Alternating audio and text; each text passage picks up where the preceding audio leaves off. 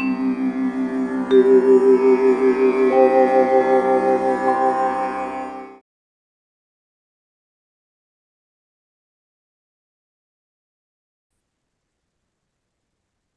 now place short order in Axis Bank at 1203.90. Stop loss is placed at 1205.30. So let's see if it fix my order and then fall again. It has little support at previous day low. I think it will bounce back from this level, pick my order and then come down. Just now place short order in Infosys at 1581.70. Stop loss is placed at 1583.60. So hope so it will retest little bit up, pick my order, and without hitting stop loss, it will fall down again. Just now place short order in TCS at 3540.80. Stop loss is placed at 3544.30. So it will pick my order and then fall again. So I was out of the place, so I could not record the trade. So Axis Bank did not get trigger here and it reached to target. So without me, it has given the target. Second one was TCS. So I had placed order here and we got triggered here and given 1 as to 6, exited here at just 10 paisa with this whole figure of 35.20. And the third one was Infi, which was a very good trade it seems, because it took my order here exactly at the same high, 81.70. This is the preciseness of order placement. And given target of 1 as to 6 as usual, where target was near this open equal to low. So these were the two trades today and one did not get trigger.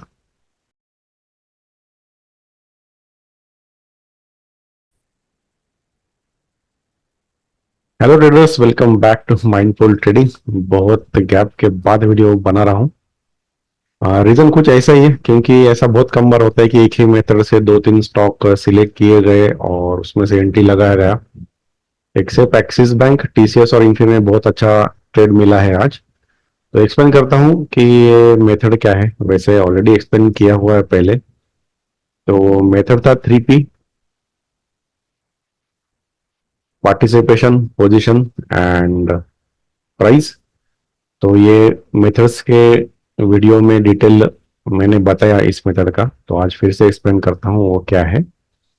3P मतलब एक ही candle में, इस mother candle में next candles का closing होना चाहिए। अगर ऊपर जाके अंदर आए तो भी चलेगा, नीचे जाके अंदर आए तो भी चलेगा, लेकिन एक कैंडल के हाई एंड लो में क्लोजिंग होना चाहिए किसी कैंडल का। तो उसे मदर और बेबी कैंडल भी कहते हैं, इंसर्ट कैंडल भी कहते हैं, लो वोलेटाइल कैंडल भी कहते हैं। ये एक बेसिक क्राइटेरिया है। इसके पीछे का लॉजिक ये है कि प्राइस मूव नहीं हो रहा है, प्राइस अटक गया है। ठीक है, तो यह फर्स्ट कंडीशन। दूसरा कंडीशन है, इसी कैंडल में जो भी कैंडल क्लोज हो अंदर, उसमें वॉल्यूम बढ़ना चाहिए। मतलब ये वॉल्यूम बढ़ा है इस कैंडल का, इस कैंडल का भी वॉल्यूम बढ़ा है और इस कैंडल का भी वॉल्यूम बढ़ा है। वॉल्यूम बढ़ने के साथ साथ डिलीवरी वॉल्यूम भी बढ़ता ही है। 99% ऐसे होता है कि अगर वॉल्यूम बढ़ा है तो डिलीवरी वॉल्यूम भी यहाँ पे बढ़ा है। मतलब पार्टिसिपेशन है, इसका मतलब वॉल्यूम ज्यादा है। पोजीशन बिल्ट हुआ है, ये कहां से पता चलेगा? अगर डिलीवरी वॉल्यूम भी इंक्रीज हुआ है तो पोजीशन भी बिल्ट हुआ है, ऐसा हम कहेंगे। अब ऐसा हुआ है कि प्राइस तो अटक गया है, लेकिन वॉल्यूम बढ़ा है और पोजीशन भी बढ़ा है, मतलब डिलीवरी वॉल्यूम भी बढ़ा है। इसका मतलब यहाँ पे कहीं ना कहीं पोजीशन बिल्ट हुआ है।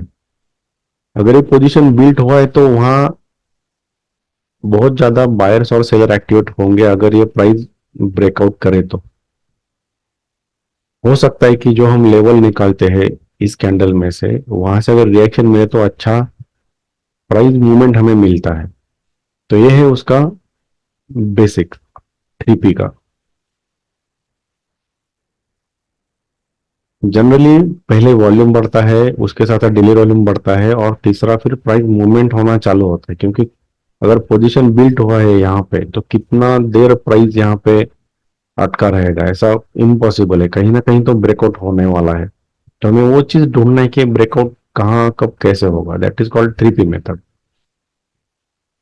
अब सबसे पहले चार्ट में देखना क्या है नेकेड प्राइस एक्शन में, सिर्फ प्राइस एंड वॉल्यूम में, तो तीन चीज है जैसे मैंने पहले बताया था। सबसे पहले देखना है ट्रेंड क्या है, दूसरा बायर सेलर का लोकेशन कहाँ पे है, मतलब पोजीशन कहाँ पे है जनरली, और तीसरा इंट्राडे में जो भी बायर सेलर का लोकेशन हमने ढूंढ लिया है डेली चार्ट पे with any reference of any level, तो वहां पे एक्टिवेशन हुआ है कि नहीं हुआ है एज पर आवर हाइपोथेसिस। ये तीन चीज अगर आप पकड़ पाओ तो अच्छा ट्रेड मिल सकता है। तो देखते हैं कॉम्बिनेशन में कैसे हुआ है। तो अगर ओवरऑल ट्रेंड देखेंगे, मतलब मेजर ट्रेंड देखेंगे डेली पे, तो ये क्लियरली लोअर है, लो लो स्ट्रक्चर में है। और अब सिंपल एनालिसिस करेंगे यहाँ पे तो एक ऐसा थोड़ा सा रेजिस्टेंस हम ड्रॉ कर सकते हैं यहाँ पे, जो कि यहाँ पे प्राइस आया, बहुत अच्छा रिएक्शन मिला बुल्स का, विद गैप ये कैंडल क्रिएट हुआ है। अगर हम ये मान ले कि यहाँ पे बुल्स आए हैं, अच्छा फोर्स है, ऊपर जाना चाहिए, तो यहाँ पे क्यों अटका, एक क्वेश्चन है। तो यहाँ से ऊपर जाना चाहिए था, मतलब ये रेजिस्टेंस पे सेलर्स एक्टिवेट हो चुके हैं, तो एक उल्टा कैंडल आया यहाँ पे विद इंक्रीजिंग वॉल्यूम आया, मतलब कहीं ना कहीं यहाँ पे सेलर्स एक्टिवेट हो चुके हैं। और मेजर ट्रेंड डाउन है, तो हम डाउन साइड का ट्रेड अच्छी तरह से हम यहाँ ले सकते हैं। ठीक है, एक ओवरऑल एनालिसिस ये होगा कि किस डायरेक्शन का ट्रेड सेफ होगा। ऐसा नहीं कि हम बाय ट्रेड नहीं कर सकते, मैं अभी दिखाता हूँ कि यहाँ पे बाय ट्रेड भी कैसे हो सकता था, लेकिन बाय ट्रेड इसमें रिस्की होगा। जब तक ये ब्रेक नहीं होता और ऊपर नहीं जाता, buy trade is always risky. ले सकते हैं क्या, ले सकते हैं, ऐसा कुछ रिस्ट्रिक्शन नहीं है, लेकिन सेल ट्रेड हमेशा सेफ होगा। तो हमेशा हम प्रोबेबिलिटी के नजरिए से देखना चाहिए ट्रेडिंग को। किसी मेथड को अगर फॉलो कर रहे हो तो ओवरऑल ये समझ लो कि उसका प्रोबेबिलिटी क्या होगा चलने का ट्रेड का। तो ये था ओवरऑल एनालिसिस स्टॉक का। अगर हम 3P के बारे में सोचेंगे तो जब यहाँ पे पहली बार प्राइस अटका था इस कैंडल में, तो पहला वॉल्यूम डिले वॉल्यूम यहाँ पे इंक्रीज हुआ, ठीक है, फिर इंक्रीज हुआ यहाँ पे, फिर इंक्रीज हुआ कल।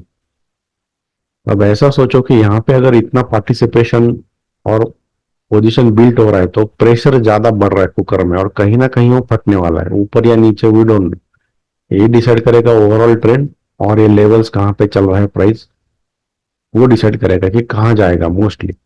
हम तीनों दिन का देखेंगे, एनालिसिस करेंगे, इंपॉर्टेंट कैंडल कहाँ होता है, वहां से लेवल कैसे ड्रॉ करना है, और वहां से हाइपोथेसिस बना के सेल ट्रेड कैसे किया जाएगा आज, वो देखेंगे। तो डेट था 13, 15 और 19।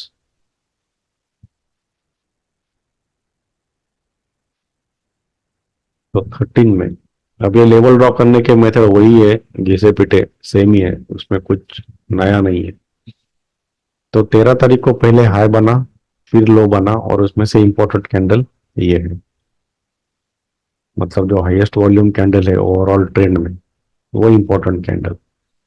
इसमें एक स्विंग बना है यहाँ पे, और एक हाई स्विंग बना है यहाँ पे। तो एक स्विंग का रेफरेंस ये है, इंपॉर्टेंट कैंडल का रेफरेंस ये है। ये हुआ पहला दिन जो प्राइस अटका था इस कैंडल में, ठीक है।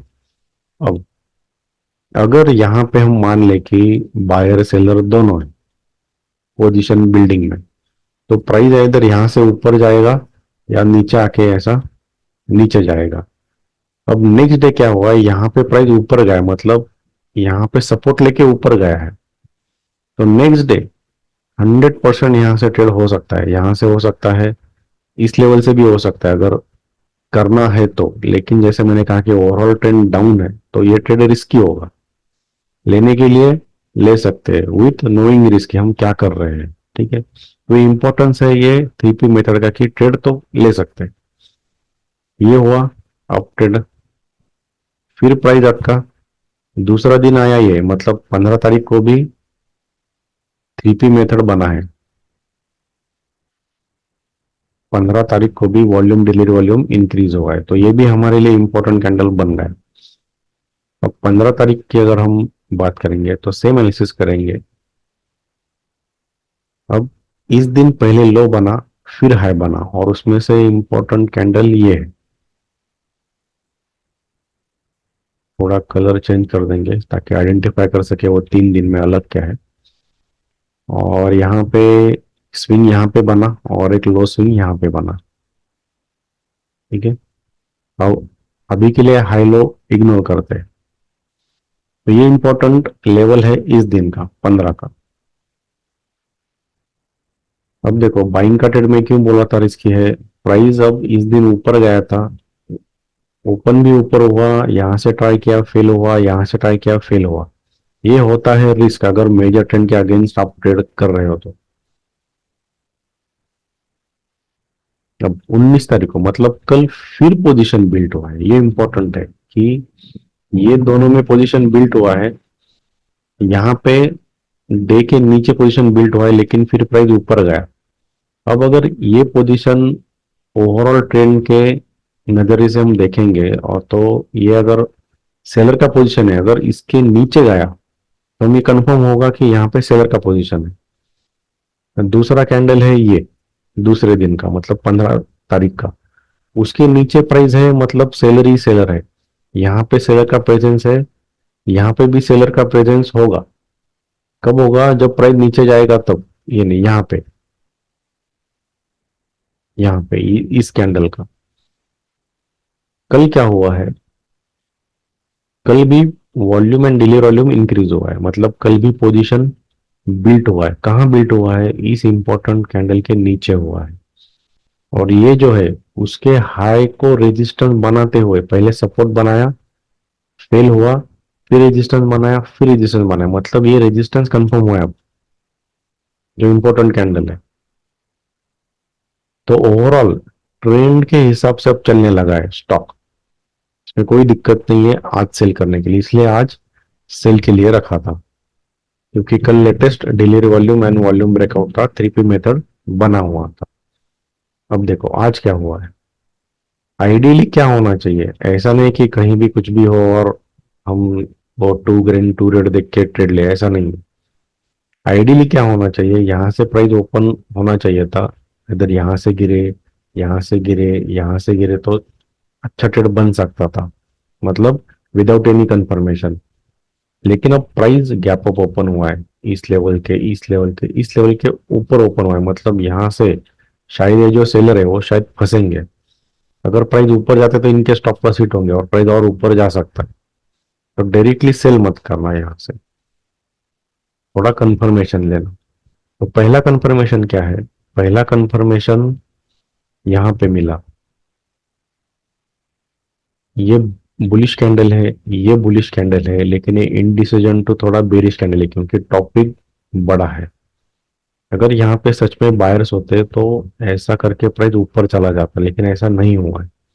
सबसे पहला वीकनेस का साइन है ये पिन बार या दोजी भी कह सकते हो। दूसरा है ये बुलिश या बेरिश डिसीजन कैंडल है, 100% बेरिश कैंडल है। ये तभी हो सकता है जब यहाँ पे जो सेलर्स होंगे वो एक्टिवेट होंगे। तो ऐसा थोड़ा बहुत हमें लगने लगा है कि यहाँ पे सेलर एक्टिवेट हो चुके हैं, लेकिन यहाँ पे सेलर का वॉल्यूम कुछ भी नहीं है। अगर वॉल्यूम नहीं है मतलब उसका तादाद कम है, तादाद कम है मतलब हम जिस डायरेक्शन में ट्रेड करने वाले हैं उस डायरेक्शन में हमें वो फोर्स चाहिए सेलर्स का, वो नहीं है, मतलब अभी तक सेलर्स अच्छी तरह से एक्टिवेट नहीं हुए, तो हमें थोड़ा कंफर्मेशन लेना चाहिए। क्या कंफर्मेशन लिया, कब मैंने डिसाइड किया, जब ये कैंडल बना विथ इंक्रीजिंग वॉल्यूम, मतलब यहाँ पे हम कह सकते हैं कि सेलर्स आ गए। अब सोचना है कि एंट्री कहाँ पे करें। ठीक है, एंट्री के बहुत सारे तरीके हैं, टू ग्रीन टू रेड है या सपोर्ट रेजिस्टेंस है, जैसे कि ये BI का सपोर्ट होता है, ब्रेक इनसाइड का, वो भी ले सकते हैं, OPBM मेथड का, तो वही यूज किया था। तो यहाँ पे टू रेड टू ग्रीन वगैरह कुछ नहीं है, लेकिन यहाँ पे एक रेजिस्टेंस है, ये जो OPBM मेथड से बना हुआ है, ओपन प्राइस ब्रेकआउट मेथड से, ये रेजिस्टेंस है। अब इस रेजिस्टेंस का इंपॉर्टेंस क्या है, ये क्यों मैं बोल रहा हूँ कि इंपॉर्टेंट है। सबसे पहला रेजिस्टेंस बना यहाँ पे, मतलब हम ये मान लेंगे अगर ये रेजिस्टेंस नहीं टूटा तो शायद सेलर से एक्टिवेटेड है। फिर यहाँ पे एक सपोर्ट बना, वही OPBM मेथड से यहाँ पे एक सपोर्ट बना है। अगर सच में यहाँ पे बायर है, यहाँ पे सेलर है, और फिर अगर यहाँ पे बायर है तो प्राइस ऐसा जाने देता, ये रेजिस्टेंस तोड़ना चाहिए था, क्योंकि ऐसा स्ट्रक्चर बना के फिर प्राइस ऊपर जा सकता है। लेकिन इस सपोर्ट के बाद ये रेजिस्टेंस बना और ये नीचे आया है विथ इंक्रीजिंग सेलर्स वॉल्यूम, मतलब यहाँ पे कहीं ना कहीं एक रेजिस्टेंस ये, दूसरा रेजिस्टेंस ये कंटिन्यूस टू रेजिस्टेंस है। ये दो रेजिस्टेंस ने इस सपोर्ट को ब्रेक किया है, मतलब हमारा जो डायरेक्शन है अब शायद सेट होगा। कैसे? ऐसा अगर हम स्ट्रक्चर ड्रॉ करेंगे तो ये लोअर हाई लोअर लो होगा स्ट्रक्चर।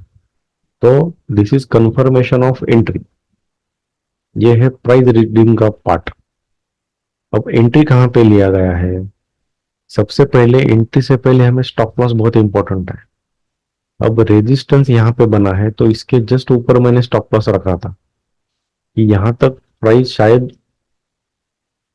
ना आए। 44.3 पे स्टॉप लॉस रखा था, थोड़ा बफर देके। यहाँ एंट्री कहाँ पे किया था? अब एंट्री है 0.1%, 0.12, 0.15, ये मेरे हाथ में कहाँ पे लगा हुआ एंट्री। एग्जैक्टली 0.1% जहाँ पे आ रहा था वहीं पे मैंने एंट्री प्लेस किया था 40.70 पे, या 40.8 पे था। हाँ करेक्ट, 40.8 पे एंट्री था और यहाँ पे स्टॉप लॉस था। ये था स्टॉप लॉस का रीजन। एंट्री में यहाँ पे भी लगा सकता हूँ, कोई प्रॉब्लम नहीं, लेकिन स्टॉप लॉस बड़ा होगा। एंट्री में यहाँ पे भी लगा सकता हूँ, बहुत छोटा स्टॉप लॉस होगा, फिर वो स्पाइक में ही उड़ेगा। तो एंट्री इतना इंपॉर्टेंट नहीं है जितना स्टॉप लॉस है। तो एक बात ध्यान में रखो, ये लर्निंग है। एंट्री आप कहीं भी करो, सबसे पहले अपना स्टॉप लॉस ढूंढो कि कहाँ है। तो ये था ट्रेड, और टारगेट 1:6 रखा था स्ट्रेट अवे। यहाँ तक भी रख सकता था, 5.29 आ रहा था, लेकिन जो होल फिगर था 20, उसके ऊपर जब 10 पैसा रखा था 20.1, जो एग्जैक्टली 5.9 या 1:6 आ रहा था। तो ये था टीसीएस का ट्रेड इन डिटेल। हो सकता है बहुत मुश्किल लगे, लेकिन इसमें नया मैंने कुछ भी नहीं बताया, ये सब मेथड्स मैंने पहले ही एक्सप्लेन किया है।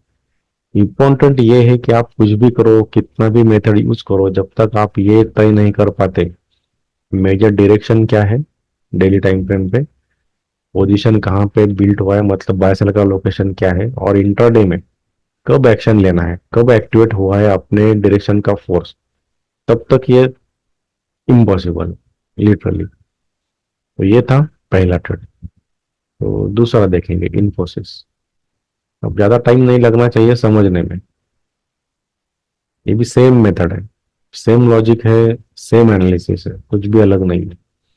लोअर है, लो स्ट्रक्चर है, रेजिस्टेंस पे है, आईटी का ही स्टॉक है, तो सेम सेक्टर सेम तरीके से बिहेव कर सकता है, इसलिए थोड़ा कॉन्फिडेंस ज्यादा था।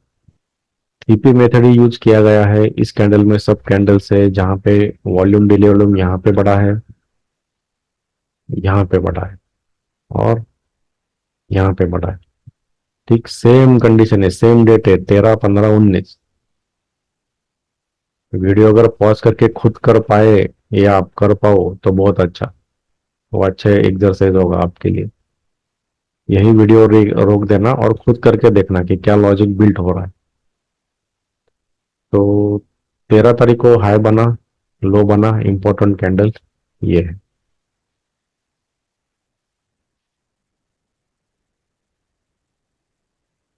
हाई और एक स्विंग लो यहाँ पे, और एक रेजिस्टेंस यहाँ पे, ये मेजर स्ट्रक्चर है और ये इंपॉर्टेंट कैंडल। तो ये हुआ 13 तारीख का। अब नेक्स्ट डे ट्रेड क्या हो सकता था? हम है डाउन ट्रेंड में, तो यहाँ से ट्रेड हो सकता था क्या? एकदम बिल्कुल परफेक्ट एंट्री, परफेक्ट सेटअप अगर मिला, combination two green two red, बिंदास एंट्री मारना। एटलीस्ट यहाँ तक टारगेट है जो कि दिया है इसने, ये ट्रेड हो सकता है। अब ये जो ट्रेड है ये रिस्की है बाय करना। बहुत अच्छा लग रहा है कि यहाँ से आया, यहाँ से भी गया, बहुत मोमेंट दिया, लेकिन ये रिस्की ट्रेड है। मार्केट खत्म होने के बाद सब कुछ अच्छा लगता है, लेकिन हर ट्रेड सेफ है या रिस्की है ये पहले जान लो। तो ये थोड़ा रिस्की ट्रेड था, लेकिन इस दिन में भी ब्रेकआउट हुआ है वॉल्यूम डिलीर वॉल्यूम, तो इसका भी एक इम्पोर्टेंट लेवल मिलेगा हमें। यहाँ पे लो बना, यहाँ पे हाई बना, इंपॉर्टेंट कैंडल ऊपर है, अब यहाँ पे शिफ्ट हुआ है इंपॉर्टेंट कैंडल का लोकेशन, पहले नीचे था, अब ये ऊपर गया है, और ये था हाई, और ये लो तो करीब यही है। मतलब यहाँ पे पोजीशन नीचे बना है, यहाँ पे पोजीशन ऊपर बना है, अगर ट्रेंड के साथ इसे जाना है तो यहाँ पे सेलर्स एक्टिवेट होना चाहिए और प्राइस नीचे आना चाहिए, जो कि हुआ है नेक्स्ट डे। मतलब ये पोजीशन सेलर्स का ही है।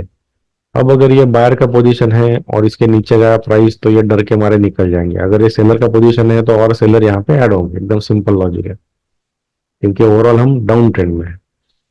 कल फिर से पोजीशन बिल्ड हुआ है, फिर से। तो कल एक और चीज हुआ है कि ये दोनों रेजिस्टेंस है ना, ये दोनों यहाँ पे कंफर्म हुआ है। क्या एक कल ट्रेड हो सकता था? बिल्कुल हो सकता था, एकदम परफेक्ट ट्रेड हो सकता था, क्योंकि यहीं से रेजिस्टेंस लिया है। अब आप ढूंढ सकते हो यहाँ पे अगर ट्रेड है तो। अब ये नीचे रेजिस्टेंस कंफर्म करने के बाद क्लोजिंग दिया है, तो एकदम ये सिंपल ट्रेड था, इसमें कुछ भी मुश्किल नहीं था ट्रेड ढूंढने में। जैसा कंफर्मेशन टीसीएस में जरूरी था, वैसा इसमें नहीं है, क्योंकि ऑलरेडी ये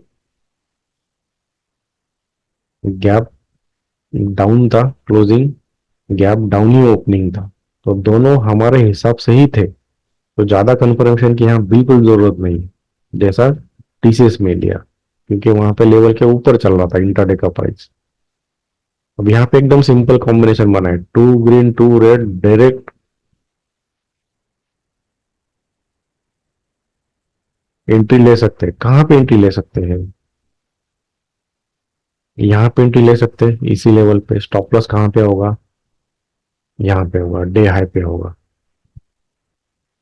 करेक्ट है, 83.60 पे स्टॉप लॉस। अब मेरा स्टॉप लॉस फिक्स हुआ यहाँ पे, इसके नीचे और स्टॉप लॉस मैं नहीं ले सकता, क्योंकि यह combination deadly, two green two red, तो उसके ऊपर आइडियल स्टॉप लॉस यही होना चाहिए। रिस्की लेना है तो यहाँ पे आप स्टॉप लॉस रख सकते हो, लेकिन उसका हिट होने का चांसेस बढ़ता है। तो बी कि आपका स्टॉप लॉस सेफ होना चाहिए।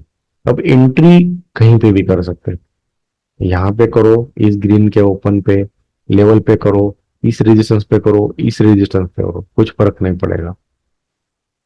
ये भी ओपन बी मेथड से रेजिस्टेंस है, ये स्विंग का रेजिस्टेंस है। अगर मैंने ऐसा स्विंग ड्रॉ किया तो ये भी स्विंग का रेजिस्टेंस है, तो वहां भी ब्रेकडाउन रिटेस्ट और डाउन जा सकता है। ये हिसाब से यहाँ पे भी एंट्री ले सकते हैं, लेकिन ये 82 था फिगर, करेक्ट है। तो मैंने 81.7 पे थोड़ा बफर देके नीचे एंट्री लगाया था 7 पे।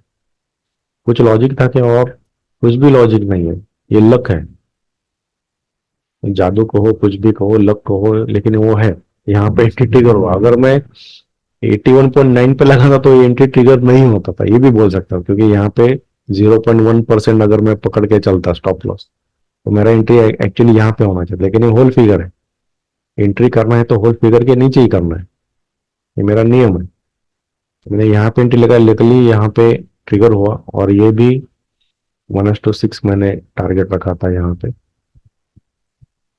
तो यहाँ पे हिट हुआ 70.1। ये भी होल फिगर के ऊपर 10 पैसा रखा था टारगेट। तो ये था ओवरऑल एनालिसिस ऑफ इनफ्लिप। तो ये थोड़ा इजी था ट्रेड पकड़ने के लिए। वैसे ही आप एक्सिस बैंक का भी करके देखो। ये बताऊंगा नहीं कि क्यों एंट्री लगाया था, कैसे लगाया था, ये कुछ लेवल्स हैं जो मैंने मार्क किया है, वो खुद मार्क करके देखो, थोड़ा लर्निंग होगा। और मैंने वहां पे एंट्री क्यों लगाया था, इसका थोड़ा अंदाजा लगाओ, फिर आपको पता चलेगा कि मजा क्या है। को 10-15 पैसे से एंट्री मिस हुआ है, लेकिन कुछ नहीं होता है ऐसा। तो होप सो आपको ये डिटेल वीडियो पसंद आया होगा। आपको लर्निंग मिलना बहुत जरूरी है।